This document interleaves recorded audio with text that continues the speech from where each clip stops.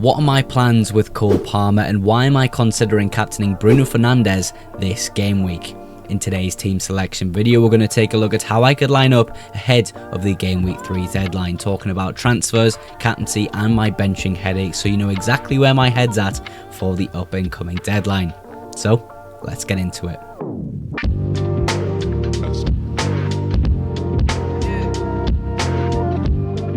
Welcome to today's team selection video, and I think this is going to be a really fun one because my team looks great and there's so much chaos and panic in the FPL space right now that I want to share with you some interesting talking points about like Cole Palmer, what to do with Verts, why I'm considering captaining Bruno Fernandes. A lot to talk about and absorb in today's video, and I think it's going to be a good one to watch. Sadly, I haven't been able to do my normal 4 to 5 videos a week, this week in particular. I've had a bit of a thumb injury, so graphics and editing haven't been as easy as normal, and honestly I can't really bend my thumb, but if you appreciate the dedication to get today's video out at least, go ahead and drop a like and feel free to subscribe if you're new around here as well. Super close to 900 subs. I think we're like 1 subscriber off 900, so if one person watches and 1 person subscribes, that'll be a great success, as a famous ball rat once said. And no, I'm not going to do the impression, but we're here for the defense. Vicario,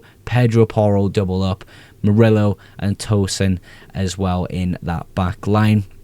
We'll start with Tosin because this was a little bit of a small win for me in my particular squad last game week. Even though it was a pretty bad game week, I didn't get too many points overall. This was a big win for me because Tosin obviously didn't start in game week 1. They got a clean sheet, and you know, I missed out on those points. Game week 2, I was like, well, is he going to start? Is he not? We'll start him anyway. We'll see how things go. I seen the news that he was in training. He did train. He did start. West Ham scored a really great goal. Sanchez making that pretty awful mistake for Paqueta's goal, but you know, it was a difficult save in some aspects, but I do think he should have saved that. But overall, Tosin really close to defensive contribution points in that West Ham game.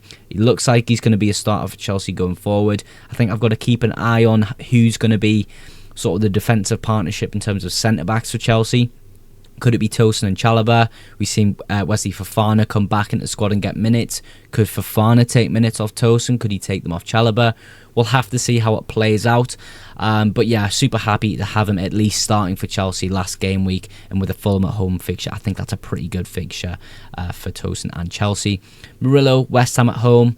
Do I need to say much else about West Ham at the moment?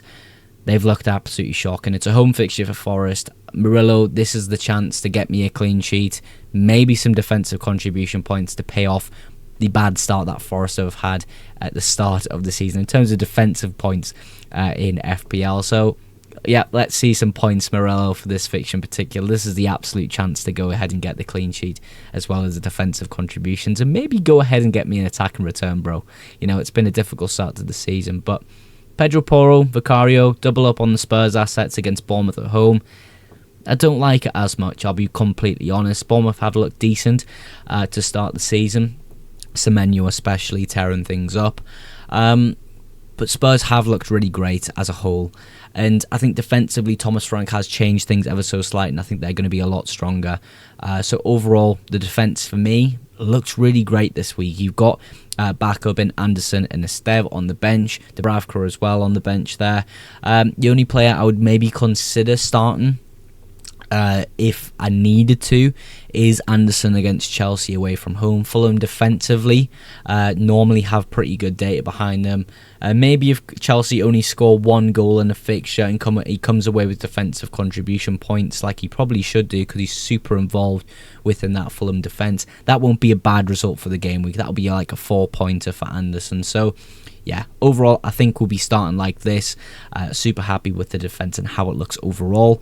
But let's move forward to the midfielders now. And we've got a few talking points which are really interesting to talk about. The likes of Palmer and the likes of Bruno Fernandes and even Florian Wirtz. As I said in the intro, Bruno Fernandes is my captain this week. You've seen a lot of people kind of question that decision coming up. A lot of people kind of going ahead and buying the likes of Mbeumo, Cunha, Bruno Fernandes, Sesko because of this fixture alone, and I think the fixture really speaks for itself. Burnley at home's a really great fixture for Manchester United players to get some confidence in them to go score goals, and for me, Bruno Fernandes, if he didn't miss that penalty, he goes ahead and gets a pretty decent haul in that last game week 2 fixture. We're all probably rushing to buy him in, just because the defensive contribution points he should get over the course of the season will be quite high. He's going to score goals, he's going to get penalties, he's going to get free kicks. You know, for me, he's still a really great asset to own, and I think this Burnley home fixture is his chance to kind of prove that to not only me but other people in FPL, because he's still quite lowly owned in FPL overall. I think it's a good decision for me to be doing this week, to go against someone like Salah, who has a pretty difficult fixture in Arsenal at home. We'll see how that plays out, because Arsenal are a really good defence, and obviously Liverpool's super attacking. But yeah, I think it's a good chance to go against players like Haaland and Salah this game week in a Bruno Fernandes captaincy. Reinders, Brighton away from home. Brighton haven't looked quite settled in the Premier League yet. Reinders, of course, looks fantastic. I'm looking forward to seeing how he does in the more difficult games. Obviously, they struggled against Spurs, losing 2-0. But yeah, Reinders for me is still a really great asset in FPL. Wirtz, this is an interesting one. I've said in my videos in the past, for game week 2 especially, that I don't think it's time to sell Wirtz. Do I think it's time to sell Wirtz now? No, it's way too early, bro. Way too early. We've got Burnley and Everton just under the horizon there. I don't know. It doesn't make sense to sell Liverpool assets for me. It's not like he's not starting games. It's not like he's injured. I don't think we need to waste a transfer right now. We need to give him these fixtures, see how he gets on, and if we don't like him, then we can move him on. I understand people wanting to get rid of him because he didn't really perform great in that Newcastle fixture. I think the context of the fixture didn't help either. We've seen the system that Newcastle set up in. They had a flat back 4 in a 5 in the middle with just one pressing in Anthony Gordon, and we obviously seen that press on Van Dijk, where he decided to kick him in the leg with his studs. But Wirtz didn't really have enough space, especially with Newcastle's stubborn system of that 5 in the midfield. I think against a team like Arsenal, he might find those spaces in the midfielder sections. We'll have to see how he gets on. We'll have to wait and see. For me, it's way too early to judge a player like Wirtz. He's went down in price. So many people are selling him. Please, if you don't like him, go ahead and sell him. But I'm going to give him Burnley and Everton to see how he gets on. Palmer, injured in the warm-up. Absolutely devastating against West Ham. A lot of people captained him, actually. I was so tempted, but I decided to go safe with Mohamed Salah last game week. If Palmer played in that fixture, could he have got a lot of points? Yes, but sadly he didn't. He wasn't even in the squad. He came off, went on my bench. Anderson came on for me. Is he going to play against Fulham at home? I think it's looking slightly unlikely, but not impossible. I don't think I want to sell Cole Palmer. I really, really don't. I think long term, I just don't see me getting rid of him. He's got Brentford in game week 4, which I think is a great fixture for him. Okay fixtures up till about game week 9-ish. And then he faces Sunderland and has a really great run of fixtures. And up until then, the fixtures are pretty decent as well. So for me, it's definitely not time to sell Cole Palmer unless we know he's out for multiple weeks, and then we're maybe going to have to change team structures at Palmer for a cheaper midfielder, maybe upgrade one of the cheaper players on my bench as well. Mo Salah this week, again, no captaincy armband, as I mentioned. Bruno Fernandes has got that this week. Arsenal at home is a tricky fixture. Arsenal are a great defence.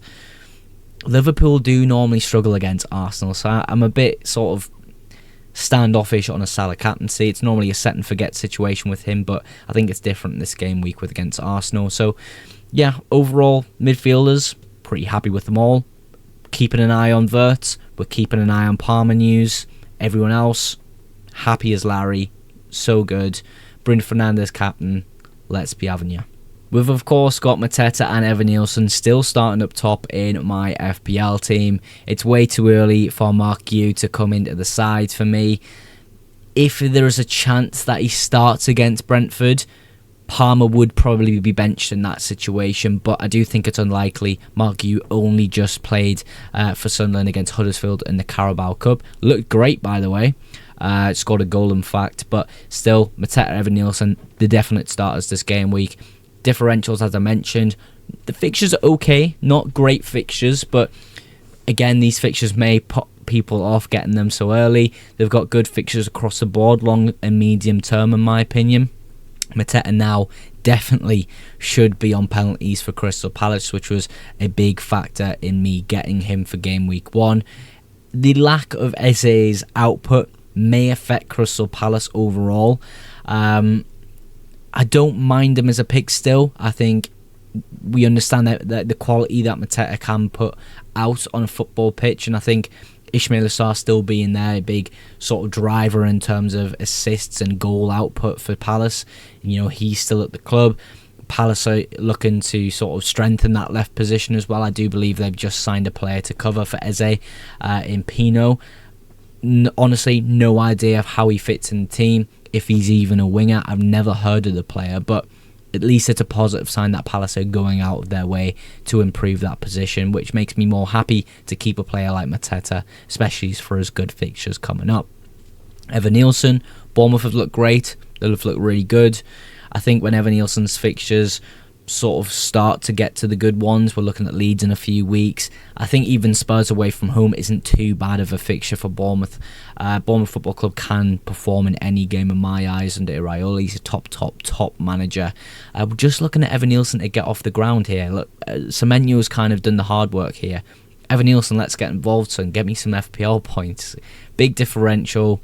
We'll see how he gets on the next few weeks. He should be on penalties. We don't quite know that. It's not confirmed. Similar with Mateta. That's not confirmed either. He's on pens. But overall, like, I'm happy with the squads. There's no need for a transfer in my eyes unless we know that Palmer's out for a few weeks. Like, if that Palmer was Bukayo Saka, for example, we know Bukayo Saka's probably out for a number of weeks. That's when I'll maybe make a move. But the fact that Palmer's injury isn't as bad as they thought, with the scan being complete, and he could actually be back for Fulham. It might be too early to be back for Fulham, but definitely could be back in game week 4, considering there's a big gap in terms of time, 2 weeks exactly, for game week 4 from game week 3. I'm so happy keeping Cole Palmer on my team. Long term, his fixtures are amazing.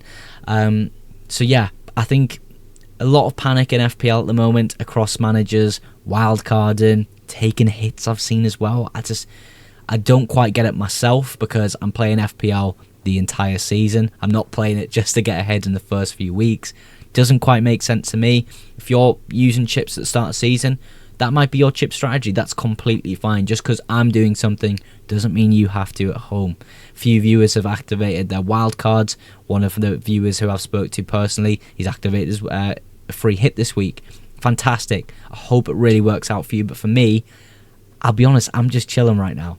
I don't have a chip strategy personally in mind. I have players I want to get in at certain points of the season when the fixtures line up. But for me right now, I'm rolling. I'm going to be rolling and rolling until we get as much information as possible, and the Night Manager's algorithm will help me make my decisions as well.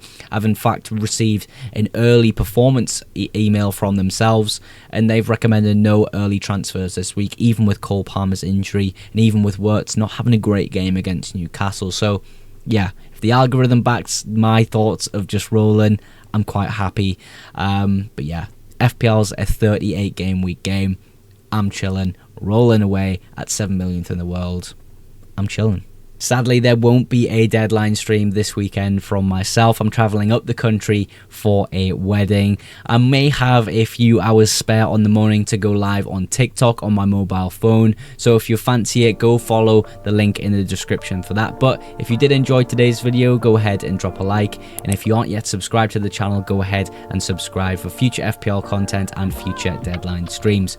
But that is everything for today's video. Thank you again so much for watching, and I'll catch you in the next one. Bye for now.